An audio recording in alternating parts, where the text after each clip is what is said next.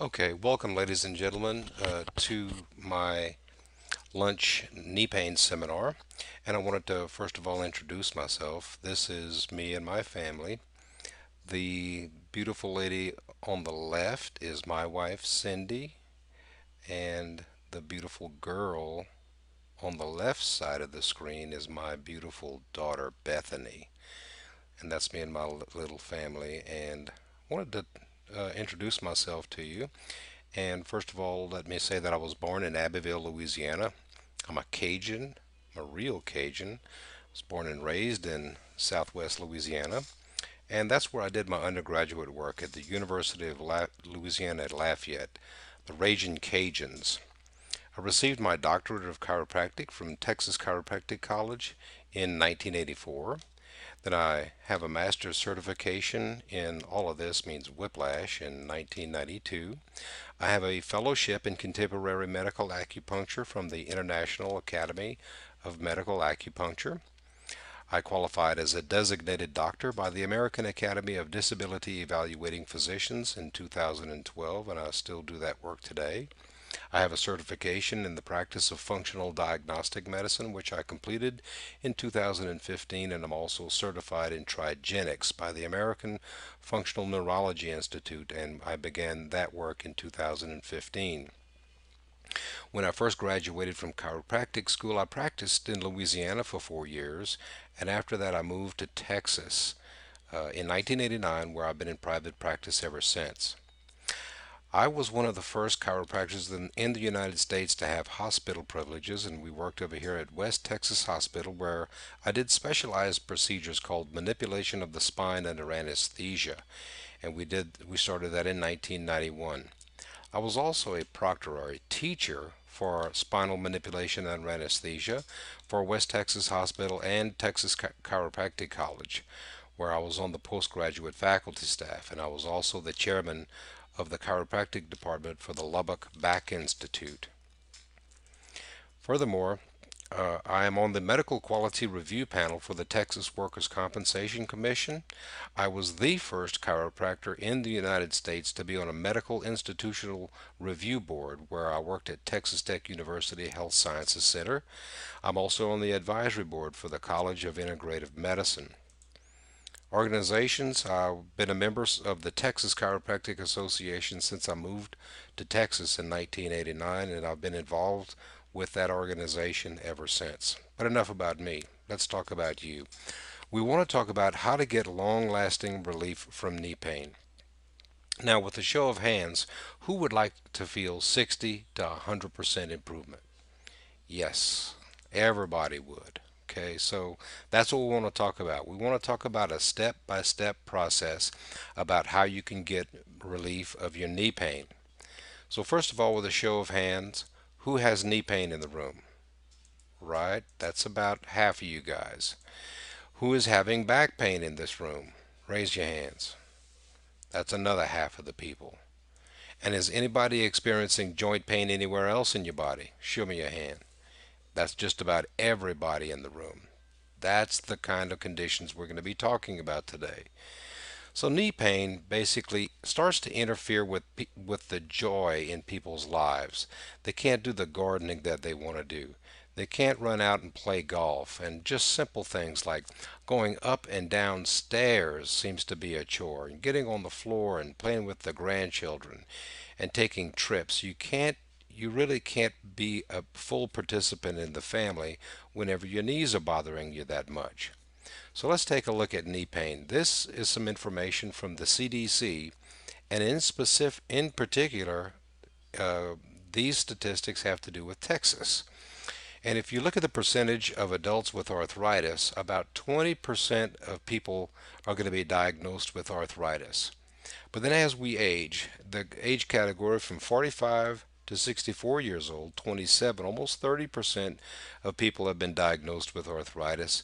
And then if you're 65 years or older, 50% of those people have been diagnosed with arthritis. Now, what makes arthritis more complicated for the knee is this that's been published by the Arthritis Foundation. They found the same thing. About 20% of Americans are diagnosed with arthritis, but the number seems to jump up to 1 in 3 among obese people, and about 2 out of 3 Americans are either overweight or obese.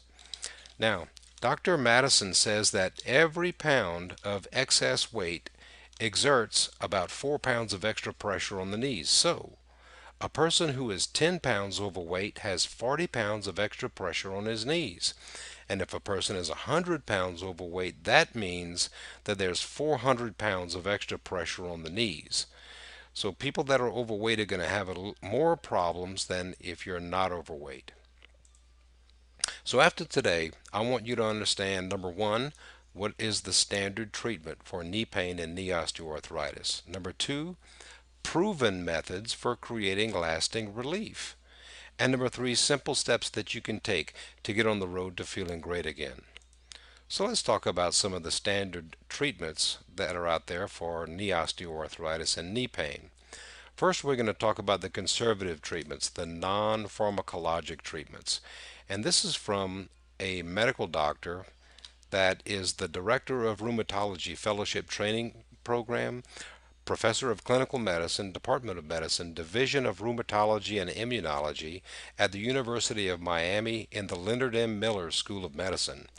And these are the things that he lists as non-pharmacologic interventions, to include patient education, hot and cold packs, weight loss, of course, exercise, physical therapy, occupational therapy, unloading in certain joints. That means bracing, Tai Chi type exercises, and acupuncture and electromagnetic field stimulation. Now, I want you to remember these last two, the acupuncture and the electromagnetic field stimulation, because we're going to come back to this and we're going to talk about that a little bit later.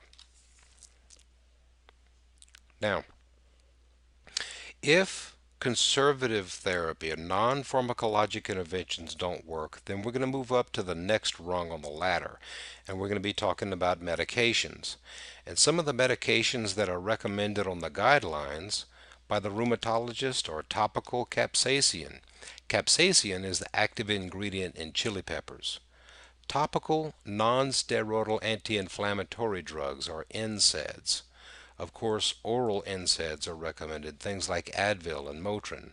And then Tramadol, that comes in the brand name of Ultram, which is a synthetic opioid. And we're going to have a little bit of a talk on opioids in just a second. Now, the American Academy of Orthopedic Surgeons guidelines basically recommends the same initial medications of the oral NSAIDs, topical NSAIDs, and Tramadol. But the Orthopedic Association was unable to recommend for or against Tylenol, opioids, pain patches, corticosteroid injections, prolotherapy or growth factor injections, and platelet-rich plasma injections. The Orthopedic Association does not recommend the rooster comb injections or glucosamine and chondroitin sulfate for knee pain and knee osteoarthritis. So opioids. This is an article taken from this year from the Journal of the American Medical Association entitled New Data on Opioid Use and Prescribing in the United States. And just in the first paragraph it says the United States is in the midst of an opioid overdose epidemic. Between 1999 and 2010, prescription opioid-related overdose deaths increased substantially in parallel with increased prescription of opioids. In 2015, opioid-involved drug overdose accounted for 33,000 deaths, approximately half of those involving prescription opioids. So that's not street drugs, y'all. That's prescribed medication from the treating physician. And on the right-hand side of this slide, you're going to see a list of some of the common opioids that are prescribed, including tramadol and codeine, which comes in the form of Tylenol number 3, Tylenol number 4, Duragesic, hydrocodone, Lortab, Norco, Vicodin, Demerol. A lot of those are what's getting people in trouble, so just keep that in mind. So If the non-pharmacologic and the pharmacologic treatments don't work, it's time to move up to the next rung of the ladder, which is going to be injections. So let's see what Dr. Lozada recommended in terms of the injection, or what not what he recommended, what he stated. He says that you can expect pain reduction as soon as 1 week after the injection, and the effect of the injection may last on average anywhere from 4 to 6 weeks per injection, but the benefit is unlikely to continue beyond that time. Some controversial evidence exists regarding frequent steroid injections and subsequent damage to cartilage, called chondrodegeneration. That's why they don't want to do more than 3 injections per year to be delivered to any particular individual osteoarthritic joint, because it eats away at the cartilage. Furthermore, other medical sources state that steroid injections can increase cartilage loss in knee arthritis. Quarterly corticosteroid injections for knee osteoarthritis increased cartilage loss over the course of 2 years without providing any benefit. Although the cartilage loss was not associated with any worsening of the symptoms, the rate of cartilage loss has been associated with higher rates of arthroplasty. That's a knee replacement. So the more shots you get, the more chances you have of having a knee replacement. The next injections that Dr. Lozada talked about was the sodium hyaluronate. That's the rooster comb injection. And he said that it's been shown to be safe and possibly effective, and the mechanism of action through which it works, well, they're unknown. Another injection that he talks about is called prolotherapy, or growth factor.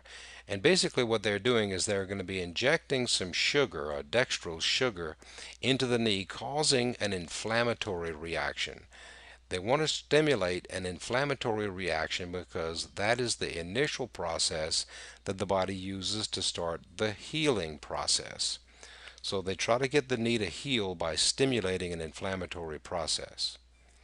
The other injection that he talks about is stem cell therapy, and stem cell therapy is where they're going to go into, uh, well, a lot of them are going into the bone and getting bone marrow. So they're going to primarily use the back of your hip, and it's kind of like getting a bone biopsy, where they're going to use a large bore needle.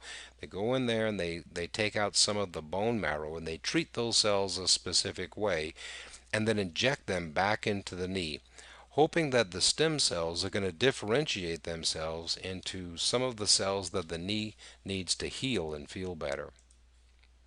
Now, if none of the injections are going to work, we're going to move up the ladder of aggressiveness on the standard therapy, and we're going to be looking at scoping the knee. And this is what Dr. Lozada says about scoping the knee. He says that arthroscopic surgery for osteoarthritis of the knee has provided no additional benefit beyond that afforded by optimized physical and medical therapy. And we're going to talk about what I believe to be optimized physical and medical therapy. And with my treatments, we should be able to help you. You should notice a difference within 2 treatments, or it's my office policy not even to accept that case for care. So you should notice some difference right off the bat. Another thing that Dr. Lozada said about arthroscopy is that overall, arthroscopy is not recommended for cleaning the knee. Okay, um, it's called debridement and lavage in people with osteoarthritis. So if anybody is recommending that you get the knee cleaned, it's not really a recommended therapy. And in fact, this is taken from the American Academy of Orthopedic Surgeons, their own orthopedic guidelines, and they say that we cannot recommend performing arthroscopic surgery with lavage and or debridement in patients with a primary diagnosis of symptomatic osteoarthritis of the knee. It was agreed that the lacking evidence for the treatment benefit and increased risk from surgery were sufficient reasons to recommend against scoping the knee to just clean out the knee for osteoarthritis. So that's not a recommended treatment by the American Academy of Orthopedic Surgeons. Another article on scoping the knee was this, and I found this to be worth sharing. What they did was they they did a trial where they did scoping the knee for a partial meniscectomy. That's kind of like going in there and cleaning up the knee, versus a placebo surgery for a degenerative meniscus tear. And basically, what they found is that in this 2 year follow up of patients without knee osteoarthritis, but with symptoms of a degenerative meniscus tear, the outcomes after arthroscopic partial meniscectomy were no better than those of a placebo surgery. So it's no better, doing the real surgery is no better than doing anything on the fake surgery. And in the New England Journal of Medicine, they basically found the same thing. In this trial involving patients without knee osteoarthritis but with symptoms of a degenerative meniscus tear, the outcomes after scoping the knee were no better than those of a sham surgical procedure. And then in this particular study, they concluded that in patients with knee arthritis, scoping the knee is associated with a threefold increased risk of a future knee replacement. So getting the knee scoped for your meniscus issue increases your risk of a future knee replacement. And then finally, on arthroscopic surgery for the degenerative knee, the British Medical Journal concluded that the small inconsequential benefits seen from interventions that include scoping the knee for the degenerative knee is limited in time and absent at 1 to 2 years after surgery. Scoping the knee is associated with harms. Taken together, which is the inconsequential benefit and the harms, these findings do not support the practice of scoping the knee for middle-aged or older patients with knee pain with or without signs of osteoarthritis. So scoping the knee for your arthritis doesn't seem to be recommended. This particular article entitled Knee Surgery Linked to Higher Osteoarthritis Risk. The first paragraph starts off like this. Individuals with knee pain who undergo surgery to repair a meniscus cartilage tears often develop osteoarthritis in that knee within a year of the operation. They said that we found in this group of patients without osteoarthritis, all the knees that developed arthritis within a year were among those patients who had meniscus surgery. We observed that the risk for cartilage loss was much higher in patients who had knee surgery compared to those who had the meniscus damage but did not have surgery. Does that make sense to you? So if you have the surgery, you have a higher chance of developing arthritis because you had surgery. So, if you're not responding to non-pharmacologic care and you don't respond to the medications and you don't respond to the injections and you don't respond to the scoping of the knee, the next rung of the ladder may include this surgery called an osteotomy. Now, what is an osteotomy? So over here on the left, you're going to notice that we have a knee joint over here. Here's the thigh bone and the shin bone, and when everything's in alignment, you're going to notice that there's an equal amount of joint space on the inside and the outside. Now, whenever one of the joints starts to degenerate, the bone starts to go further down, in this case, the thigh bone starts to go further down, putting everything kind of out of alignment. And what the doctor does is he goes in there and he'll use a bone saw and he's going to cut a shim out of the top of the shin bone. And then that's going to cause one side to go down a little bit further, and that's designed to try to take pressure off of the side that has the most pressure from the misalignment and redistribute it to the other side. So basically, the principle underlying this procedure is to shift weight from the damaged cartilage on the medial aspect of the knee to the healthy lateral aspect of the knee. Now, the osteotomy can often help people avoid requiring a total knee replacement until they're older. It can lessen pain, but it can also lead to a more challenging surgery if you later require a knee replacement. So there's good things and bad things about everything basically. So now here we are, and you haven't responded to the non-pharmacologic therapy, the pharmacologic therapy, the injections, the scoping, maybe you're not a candidate for an osteotomy. Now we're looking at the mother of all knee treatments, the total knee replacements. So let's go see what Dr. Lozada says about the arthroplasty, which is knee replacement. Arthroplasty consists of the surgical removal of the joint surface and the insertion of a metal and plastic prosthesis.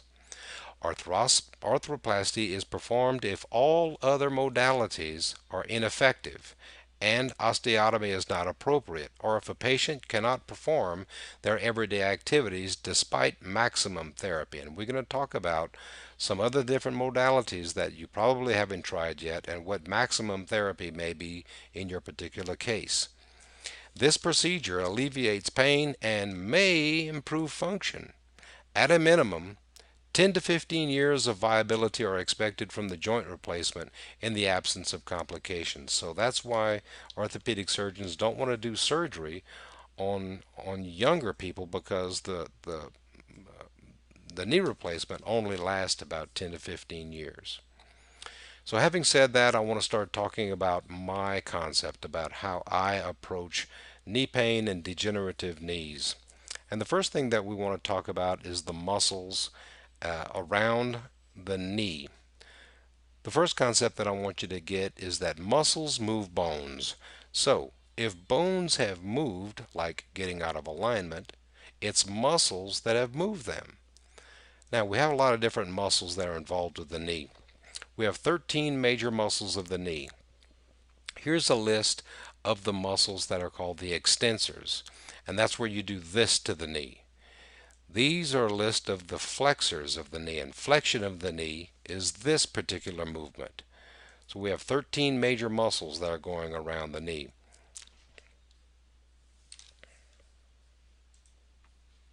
And then we know that that's true because the Journal of the American Medical Association published a study entitled "The Role of Knee Alignment in Disease, Progression, and Functional Decline in Knee Osteoarthritis." And they concluded that this is, to our knowledge, the first demonstration that primary knee arthritis, varus alignment, increases risk of medial osteoarthritis progression, and that valgus alignment increases risk of lateral osteoarthritis progression. So the varus misalignment is the bow-legged, and the valgus misalignment is the knock-kneed. Okay, so those are the two major malalignments that we're going to be approaching with my approach. Another article on the alignment of the knee entitled "Malalignment, a Possible Target for Prevention of Incident Knee Osteoarthritis in Overweight and Obese Women." And what they concluded was that both of these malalignments, the varus and the valgus malalignment, increase the risk for evidence of arthritis in the knee after 2.5 years. And what we found was that on that previous study, if we go back and look, it was after as little as 18 months you can see evidence of knee degeneration on a knee x-ray after you lose your alignment. They also said that since malalignment is a modifiable factor, okay, modifiable means that it can be modified. Results from this present study suggest that malalignment might be a target for the prevention of x-ray evidence of knee osteoarthritis. They mentioned that weight loss would be preferable. However, given the challenge of adhering to a weight loss intervention and achieving weight loss, it's kind of hard to do. But counteracting malalignment might be an additional option in preventing the development of radiographic knee osteoarthritis. So they would suggest that trying to work with the alignment of the knee is just as good. Another article concluded that there are various biomechanical factors implicated in the onset and the progression of knee arthritis. One of these factors is knee alignment. Varus and valgus malalignment of the knee can increase the odds of radiographic progression of knee arthritis and may also influence the risk of other different types of arthritis. Malalignment also increases the loss of cartilage volume, And we saw that on the previous slide where the knee was bent. And varus alignment is also associated with pain, with knee pain and advanced osteoarthritis. Another interesting concept is from a consultant orthopedic surgeon, and this is what he said: structural anomalies should not give us the green light to go ahead and correct them surgically. In fact, in my experience, the worst cases of patients with knee pain are secondary to a surgical procedure that aimed to correct structural anomalies that were possibly not the cause of pain and disability. In many patients, the primary cause of knee pain is not in the joint. There's a growing body of literature linking abnormal thigh bone rotation with knee pain. He said this link is supported by the fact that if we strengthen hip muscles, that reduces knee pain. So sometimes the pain is not from the knee joint, it's going to be involving the muscles that we talked about. Now, raise your hands. Has anybody ever heard of muscle memory? Okay, yes. Basically, what muscle memory is something like this. If you want to learn how to play the guitar, this is a D chord. You're going to have to really focus where you put your fingers on the fretboard and on the strings and how you're strumming it, and you're going to have to really, really concentrate and think about what you're doing. But then after you do this for 10,000 million times, you're not even going to have to think about where you put your fingers. It's just going to automatically happen. Think of like using your fingers on a keyboard. After you've been doing that for several years, you don't even have to think about where the M button is on the keyboard. So basically, your body learns patterns of movement over time, and that can be either for the good or for the bad. Now, what's going to happen to your knee if your body only knows how to use it in the crooked position? Well, let's take a look at this. Let's say that you're driving along and you hit a big bump in your car or your truck and you lose the front end alignment. What's going to happen to the treads on your tires? Well, they're going to wear out unevenly and at an accelerated rate. The same concept with the knee joint. When everything is in alignment like it's supposed to be, you're going to notice that there's an equal amount of joint space on the inside and the outside of your knee. Now, whenever you get out of alignment, you're going to have more pressure on one side of the knee, and it's going to wear out faster on one side than the other. Now, this may or may not be due to age, the loss of joint space in here, but I tell you what, this joint space is the exact same age as this joint space that is still retained on this side. So it's the same thing. The treads on this side of the tire are the same age as the treads that are retained on this side of the tire. This side of the tire is getting more pressure and friction, so it's wearing out faster because it's not in alignment. Same thing here. This side of the knee joint is wearing out faster because it's out of alignment.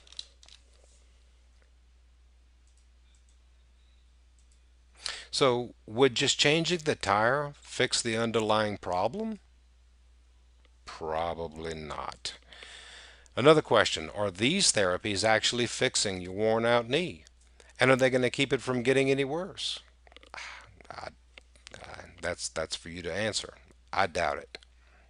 Now, why did I ask you about back pain earlier? Well, what we're speculating is that there's a relationship that exists between knee arthritis and the spinal inclination angle. Okay, but they're not necessarily sure which came first, the chicken or the egg. So basically, gravity is pulling us down and forward. And what you'll notice is that a lot of people, as they age, they're going to start leaning their body forward. In an elderly person with an increased forward bend, the individual must maintain and knee flexion, hip and knee flexion to preserve their alignment, or they're just going to fall forward. The knee becomes overloaded in the flex position, and this continuous overload can lead to knee osteoarthritis. Another reason that we want to look at your back is that there are several different studies that have shown that there's a positive relationship between low back pain and the presence of knee arthritis. Other different studies have demonstrated that there are deficits in the hip strength and abnormal hip mechanics that are positively correlated with knee pain. This is what the consultant orthopedic surgeon basically found out, is that strengthening hip muscles can reduce knee pain. And then we also know that if there's a direct thrust manipulation on one of the pelvic joints, that has that causes decreased motor inhibition of the knee extensor muscles, which can also help with knee pain. So there are going to be a lot of other different causes of the knee pain, and one of them is the back, and that's why you want to look at the back. Another reason is that all of the nerves that control the muscles in and around your knee are coming out of the spinal cord in the lower part of your back. So this information is from an orthopedic textbook that describes the nerves of the muscles of the knee. And basically what I want you to try to remember these words: obturator, femoral, sciatic, and tibial nerve. Those are the nerves that contain most of the control of the muscles of the in and around the knee. So if we look at a picture over here of the lower back and the pelvis from straight ahead, what you're going to notice is you see all these little yellow lines. That represents all of the nerves that are coming out of the spinal cord in the lumbar part of the spine. That's what these L's represent, the lumbar part of the spine, and the pelvis. The S represent is for the sacrum. That's part of the pelvis. And if you look over here at the femoral nerve, it's pointing to this line over here, which is coming from branches uh, of nerves that are coming from the L part of the spine, the lumbar part of the spine. So that's the lower back. The sciatic and the tibial nerves, those are going to be coming from some of the pelvic nerves as well as the spinal nerves. And the same thing goes for the obturator nerve. So if we look at the obturator nerve, you're going to see nothing but L's. That's the lumbar part of your spine. The femoral nerve, there's nothing but L's. That's lumbar spine. The sciatic nerve, you're looking at the lumbar spine as well as nerves that come out of the pelvis. So it's very important that you consider looking at the lower back and the nerves that come out of the lower back, because all of those nerves are going to be going to the 13 muscles of the knee. If you look at the extensors, you're going to see a lot of L's, a lot. Let's see, I'm having a little bit of trouble here. I'll be right back.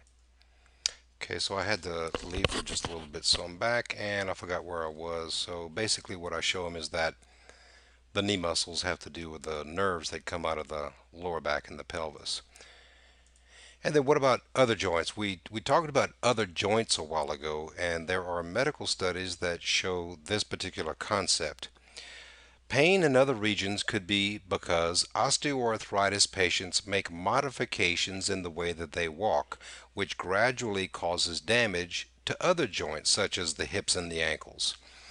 Furthermore, they say that since damage to other joints is likely cumulative evidence that these account for multi-joint pain in those with knee arthritis would constitute a powerful argument for the early treatment of knee arthritis to prevent this damage. So that's kind of what we want to work on, is the knee, and then if you work on the knee, that helps to prevent damage to a whole lot of other joints in the body. So basically, in my treatment, I want to offer you a new solution. The new option for knee pain that I want you to remember is RNR. RNR, what does that stand for? It stands for Restorative Neuro Reset Therapy. And we have different therapies that I want to talk about today in terms of helping you with your knee pain. Remember earlier one of the non-pharmacologic therapies that was recommended by the rheumatologist and the orthopedic surgeons? It was called pulsed electromagnetic frequency therapy. That's one of the treatments that's been missing out on a lot of people's care. And what we do is we take these two little coils and we use some tape, and we tape it to the outside and the inside of the knee with the coils facing each other. When we turn on this machine, it sets up an electromagnetic field through and through the joint, which helps to reduce the swelling and the inflammation. It kind of acts like wringing out a rag, basically, to get the fluids out of the knee, and that helps to reduce pain and to improve range of motion. The other therapy that I wanted you to try to remember was acupuncture, and that's another therapy that helps reduce pain. What we do is we take these small microscopic filament needles and we stick it in and around the knee joint and the nerves. And what that does is it stimulates some of the sensory nerves that goes up through the spinal cord into the brain. Then the brain turns on what's called the descending inhibitory pathway. And raise your hand if you've ever heard of the word endorphins. Yes, endorphins are produced by the brain and it helps to relieve pain. It's the body's own painkillers. Another therapy is called peripheral nerve rehabilitation, and we usually prescribe this whenever people have any amount of nerve damage in the lower extremity, in the knee and below the knee. So if you need that, that's another therapy that we offer. Now, where I get involved is where we're going to do a treatment called Trigenics, and like I mentioned earlier, it's going to help to align the knee by lengthening the short muscles and strengthening the weak muscles, and lengthening and strengthening the short and weak muscles. And this is where you're going to get most of your relief. This is what everything is centered around. This is the treatment that I can do that is going to help you within 2 visits, or we're just not going to accept your case. If you don't notice any improvement within 2 visits, it's my policy not to even accept you for care. Now, I want to show you a couple of videos. This first one is of Tina. She's a physical therapist assistant, and she was having some knee pain, and she goes to the orthopedic surgeon, and he diagnoses her with a particular knee condition that he said she's going to need surgery for.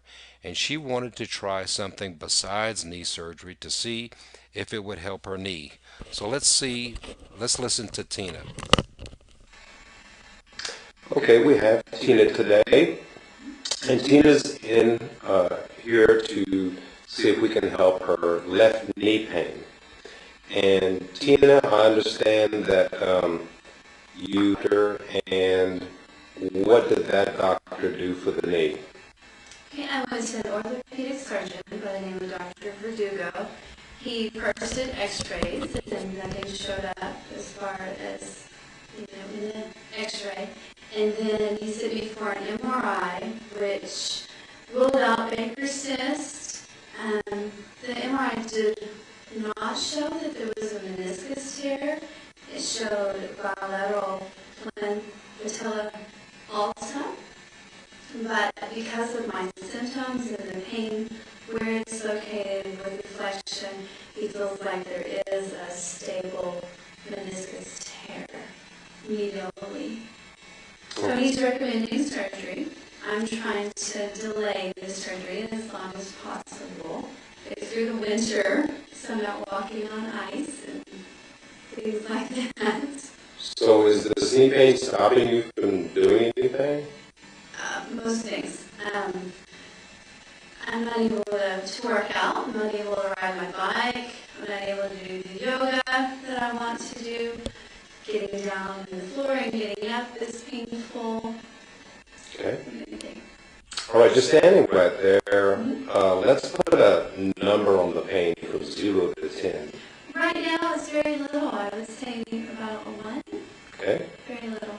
All right, now let's just check out the function of the knee. Let's put your feet a little bit wider than the hips, feet straight ahead.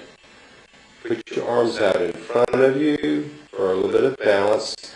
And let's just see how far you can squat, if you can at all. Just squat down till it starts to hurt. Okay, right there. That's it. What does the pain get up to when you try to squat? About a 9. About a 9 out of 10. Right in the center of the kneecap. Right there. Okay. All right, let's see what we can do for you. Okay. Sorry about the jiggy video. I don't know, it's never done this before, but anyway, you should be able to get the gist. Here, let me continue.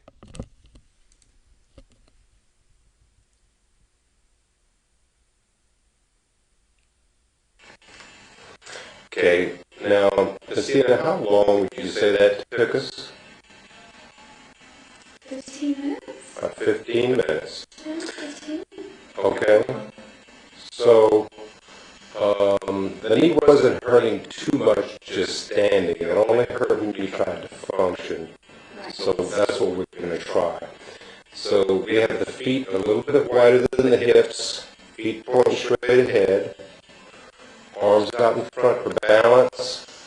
Okay? Now, if you will, just try to bend as far as you can until it starts hurting.